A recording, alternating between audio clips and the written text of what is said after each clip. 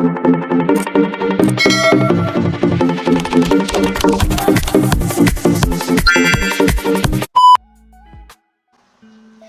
everyone, have a lovely day. Miss Nairos here to discuss you about power and hydraulic tools. Now, in power tools we have a angle grinder. Angle grinder is a handheld power tool that can be used for a variety of metal fabrications. It can be used cutting, grinding, deburring, finishing, and polishing. Angle grinder is very popular in metal working because it is very useful and have a wide range of use. This is an example of the angle grinder. But before we go through how to use the angle grinder, let's have the operating precautions. First, before we use the angle grinder, examine the power cord, the extension lead, plugs, sockets, and the power outlet for possible damage. Next, ensure the grinding disc for damage. Do not use damaged grinding disc. Number 3, ensure that the grinding disc, the guard, and attachment including the handle are secure and correctly fitted. Number 4, keep the fingers, hands, and power cords clear from the grinding disc. Now that we know the operating precautions, let's talk about the operating procedures. Number 1 is attach the grinding disc into the angle grinder. Number 2, make sure the disc is fully fitted with the inner flange.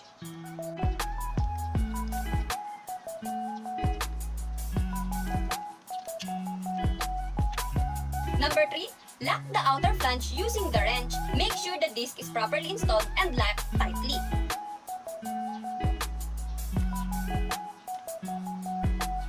Next step is measure and mark the area that we are going to cut or grind. And next, hold tightly the handle of the grinder and turn on power switch on. Next, drop the grinding disc or wheel in through the marked area. Be careful, hold tightly the grinder with both hands and put your goggles and dust mask because there are particles that can damage our eyes and our lungs. Next, apply the amount of pressure while cutting or grinding. Make sure you hold the grinding with a firm grip because there is a tendency for the grinder to want to jump out of our hands when it hits the area. After grinding, remove the disc from the cut area and turn off the grinder and then remove the power cord. Next is remember to clean our grinding before storing. Now, let's move on maintaining grinder. In maintaining grinder, always look at cables and hoses, general appearance, cracks, folds, as well as plugs and connections of our grinder. Replace any damaged cables of our grinder. Next is keep your equipment clean. After each use of the grinder, disconnect and brush or wipe off the dust and sludge. If grinding wet or using a built-in misting system. Next is store properly.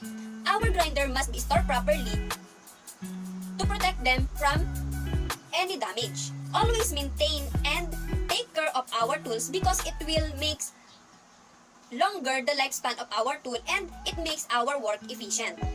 Now, let's move on to the hydraulic tools and we have hydraulic bottle jack. What is hydraulic bottle jack?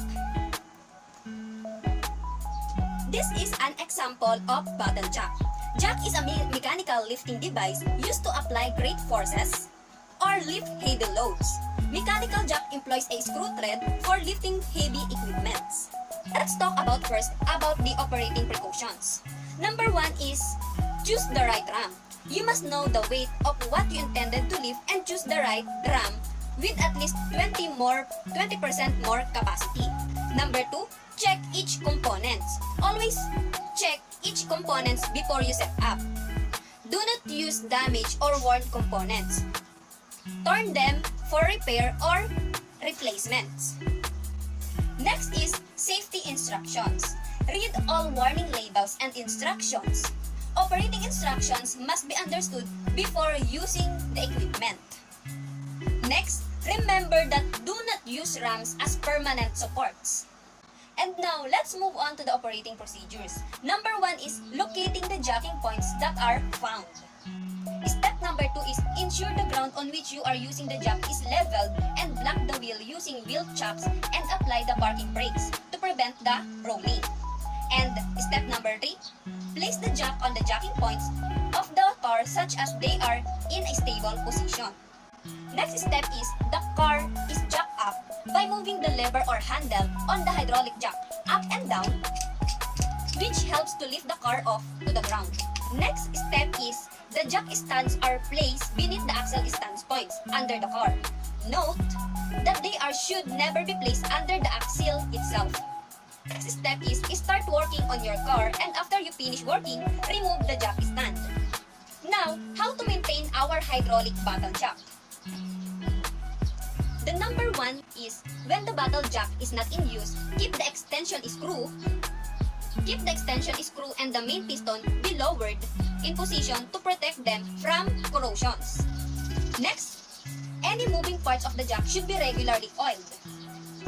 If the jack comes into contact with any moisture, make sure you wipe it dry and grease all the moving parts. Remember, the jack is not suitable for upside down or horizontal use. Always keep it upright. Lastly, keep our jack in safe storage to avoid any damage. We must have a place for our tools for their proper storage. That's all for today. Thank you. Comment down below if you have any questions for me.